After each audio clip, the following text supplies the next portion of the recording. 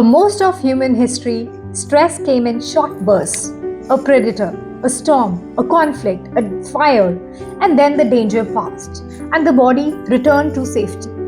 But modern humans live inside a completely different reality.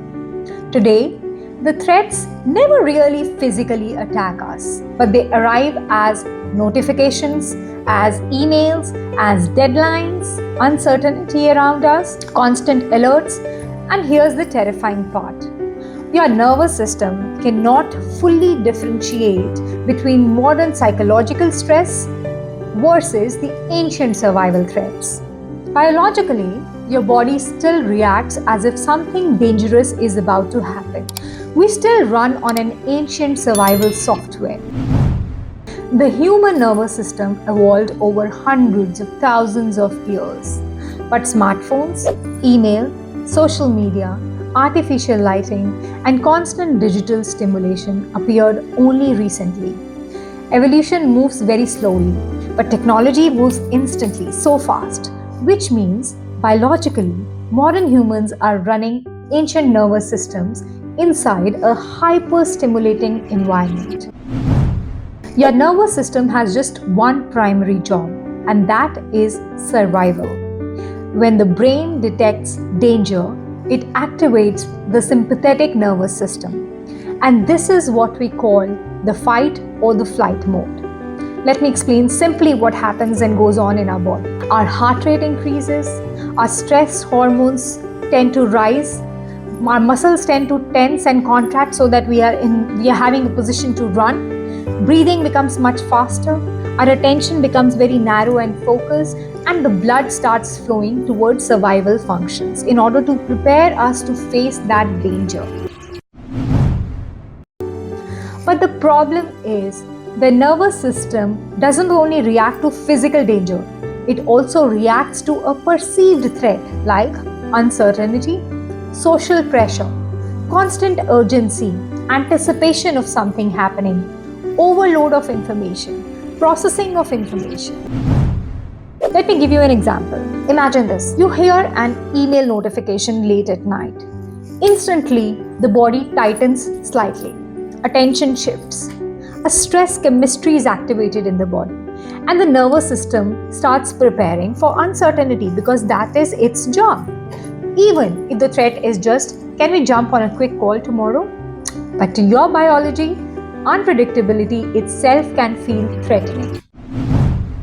Researchers who have been studying chronic stress found that repeated activation of stress pathways increases the cortisol hormone in our body over time. Now, cortisol is very useful in short bursts. It helps us to prepare ourselves for reacting, for exercise. It is required in many actions in our life. But if we have chronic elevation of cortisol, it affects sleep, inflammation, recovery, hormones, focus, and even the way we age. These dull looking faces at times, these are they have a very high level of cortisol.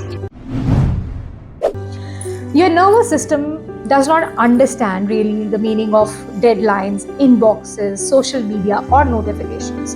It only understands stress or absence of stress. You would have heard doctors saying many times, stress is the reason for most of the diseases.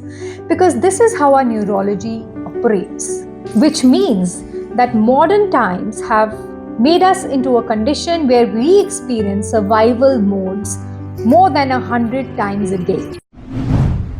Something even stranger begins to happen in our body. Because of this, people become tired, but they are unable to relax. Because the blood is flowing only into survival functions, not to repair functions, not for digestion, not for healing, not for cellular repair. And that is where we don't feel recovered, repaired, or relaxed at a cellular level. Now, most people think that they are resting when they are scrolling in bed and just checking their phones, but neurologically, the brain is still consuming that information, and the nervous system never really powers down. Now let me talk about the blue light, which when you are watching your phone or screens, that is the blue light what we are exposed to in the night. Now, researchers who've been studying circadian rhythms, they discovered that blue light exposure at night suppresses melatonin production. Now, melatonin is not just the sleep hormone, it also plays a very important role in recovery and cellular repair. What does it mean? That modern humans are stimulating the nervous system during the exact hours the body was made to repair itself. And over time, this nervous system begins adapting to constant alertness, and this is called hypervigilance. The body remains prepared for threat all the time, even when no immediate danger exists. And therefore, the repairing, the anti-aging, all of that is compromised. And this is why many people have a habit of checking their phones after waking up. They feel anxious in silence. They struggle to sit still. They constantly seek stimulation or feel guilty when they are resting, feel unproductive when they are resting. Now, the nervous system becomes addicted to activation. So, this is a very simple test. When you get up in the morning, the first thing you reach out is your phone, then that means that you are in that loop of keeping your mind always in a sympathetic mode. In yoga, they say Shanti Paramam Sukham, which means inner calm is the highest form of well-being. Now, ancient systems didn't see calmness as laziness really or absence of work. They saw it as a biological intelligence. A stable nervous system was considered very, very essential for clarity, for health, for longevity, for awareness. But most of the people today, if you ask them, they don't feel normal in peace anymore. Silence makes them feel very uncomfortable. Slowness makes them feel as if they are being unproductive, they are wrong. Rest doesn't feel like rest anymore because we are adopted to a constant stimulation to our brains. Now, ancient systems actually approach the human body very, very differently, especially the nervous system. And that's why you see most of the asanas, the breath, the meditation, attention, environment, rhythm, mantras, sounds, all of these are geared to kind of take our brain, take our neurological state to a parasympathetic state. All of these are affecting our neurology and thereby affecting our physiology. Let me take an example. The breathing pattern affects our nervous system state. Let me explain why. If you are angry, you will notice your breath has become very shallow and fast. On the other hand, if you are breathing very slowly, you cannot be in a state of anger. How neurology is impacting the physiology and vice versa. Now, when we do fast, shallow breathing, which most of us these days do, we often signal danger to the body. But when we do a slow, controlled breathing, we help to activate parasympathetic recovery. And this is why stress changes breathing automatically. And changing breathing can influence the stress. There's a very interesting study which is done on vagus nerve, which plays a major role in regulating calmness, in digestion, recovery, and emotional regulation. Now, our pranayams have been directly training these systems for thousands of years. Our ancient practices like breathing, silence, meditation, fasting from stimulation, reduced sensory overload, all of these were geared to activate the parasympathetic mode of the brain. Not because ancient people hated pleasure, but because they understood that overstimulation weakens your awareness. Today, we consume stress signals from the moment we wake up until the moment we go to sleep. It can be in the form of notifications, news, emails, noise, artificial urgency, but the body never really fully exits the survival mode. So what do? How do we reset this nervous system? Let's look into that.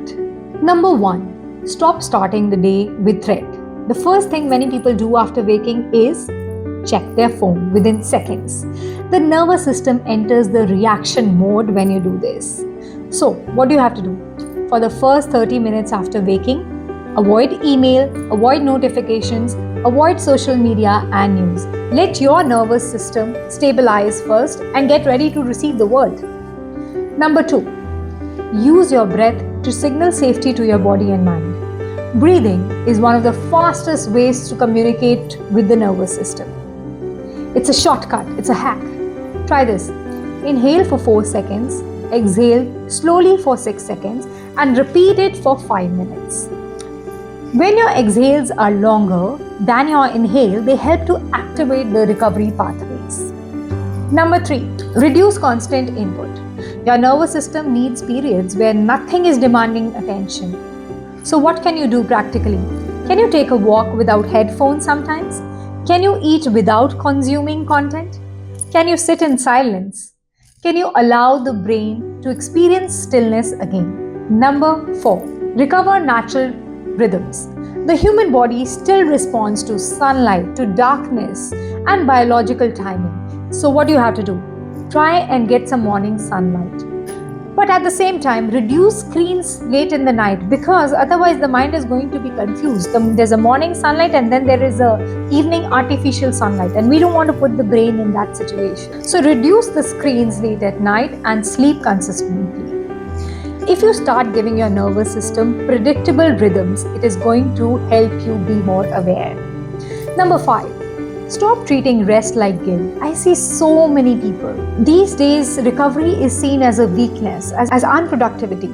But an exhausted nervous system cannot produce clear mind. The modern world is not only competing for your time and performance, it is also competing for control over your nervous system. The ads, the consumerism, the shopping for that product which you didn't even need. How we are getting manipulated. And that is because we are too scattered. Our energy is fragmented. Our awareness is fragmented. So unless and until our awareness is under our control, we cannot take right decisions. How many times have you bought an item from Amazon which you didn't even need? That is because your awareness was not clear. You were in a scattered awareness mode. Ancient wisdom never claimed the world would become less chaotic, but the focus was that human beings should learn how to remain centered within it. Because a calm nervous system is not just peace, it is clarity, it is resilience, it is longevity. And in a civilization which is addicted to overstimulation, inner stability may become humanity's greatest advantage. If this changed the way you see stress, attention, and the nervous system, do subscribe to Divine Healing. We explore the hidden connection between ancient intelligence, neuroscience, consciousness, longevity, and modern human performance. And if someone you know lives in constant stress, send them this video, because most people still think that exhaustion is normal.